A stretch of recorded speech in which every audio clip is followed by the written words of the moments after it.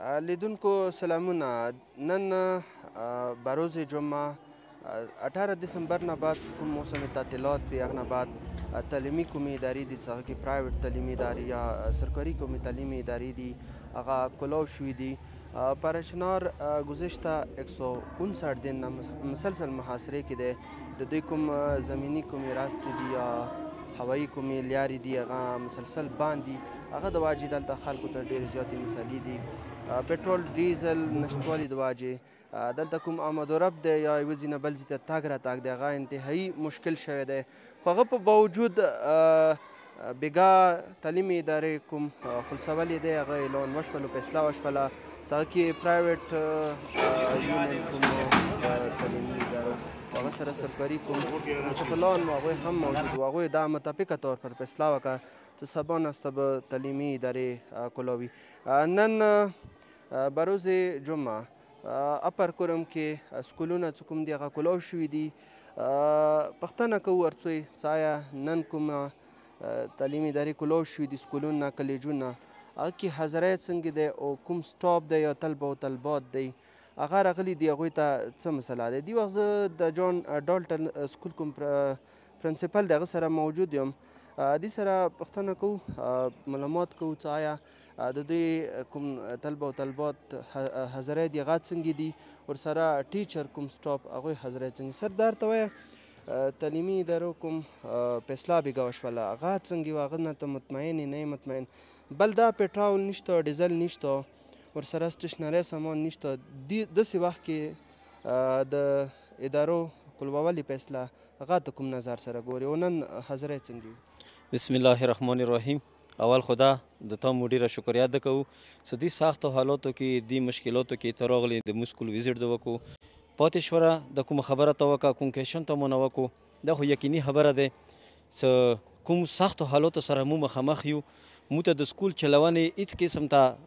لیاره نشته چې مو سکول وچلوو خو بیا موجوده صورتحال سره که مو سترګې وغړوو مو څومره بچي دي د دوی زندګي چې کوم مستقبل دی هغه په تبعیه روان دی. مو خپل مجبوریانو په مطابق زه اوس په خپله زیړونه رڅوم اکثر زه ډېر زیات په پیدل رڅوم دې واجې نه چې دا مو مستقبل دی وړه بچي دي دا مستقبل که مو خراب شولو مو نور زندگی سره بیا څه وابسته دی. مو زندگی توقع نور نشته. مو صرف د زندگی توقع دا پاتې دی چې د مو وړه بچي کوم دي دا مو د بغچې ګلان دي دغو ته پکار دی مو ښه زندگی ورکو دې ته مو ښه ایجوکیشن ورکو ښه تعلیم ورکو چې دا مخته زندگی په رونق تیره کړي. او دې سره سره ځکه دا خبره وکړم چې مو کوم یونین فیصله وکړه دا یقیني خبره دی چې مو ته د سکولو چلولو هیڅ قسم ته موقع نشته. ډېر زیات بحران دی پیول نشته ګوډو والا بچي مو ته نه رسي. لوکل کوم بچي دي هغه زه نه داسې بچي دي چې رسوي نه کېږي کوم نون لوکل دي هغه مو ته بالکل رسوي کوای نه شي پیول شته نه. خو زه به دا خبره دې سره دا وکړم چې مو کوم ایلډر دي مو کوم مشران دي زه صرف هغوی نه صرف دا پوښتنه کوم چې د مو کوم محاصره خو دی دا خو ټیک دی دا خو ټول وړوکی بچی په پوه دی هر سړی په پوه دی چې کوم طریقې سره د مو محاصرې کیو. دویمه خبره ده ایجوکیشن خو یو ډېر بهترین راست دی دې دپاره ویلي چې رسول الله بزرګور صلی وال رتللو نغه پروردګار څنګه خبره وکړه چې ما یو استاد اول مقرر کا بیا مو واستوه نو استاد داسې حیثیت خو نه دی چې د نن سبا کوم د چا واجې نه چا طرف نه هر سړی په پوه دی چې مو سره کوم ظلم دی کوم زیاتیات شروع دي دې یاره پکار دی مو مشران ونیسي چې مو د خپل دغې ضلع کرم کې بچیو دپاره یو مستقبل حل لټولي کې لګیا یو خو میلویږي د نه ویلې چې مو زندګۍ ډېره تنګ دستي دی ډېر تنګ شوي دغې علاقې کې مو پکار دی چې دې ته یو لایحه عمل ښه پیشرفت یاد کړي نه دا به بهتره خبره وي. سر جی تا پیشرفت خبره وکړه دا پیشرفت چی کیدای شي څه داسې کار وشي چې هغه نه موږ کوم تعلیمي نظام دی هغه ښه شي او د بچیو او استادانو ته یاد نه پیدا. ډېره ښه خبره دی تا مونه دا کوېشن وکړو پیشرفت بالکل شته ویلي نشته.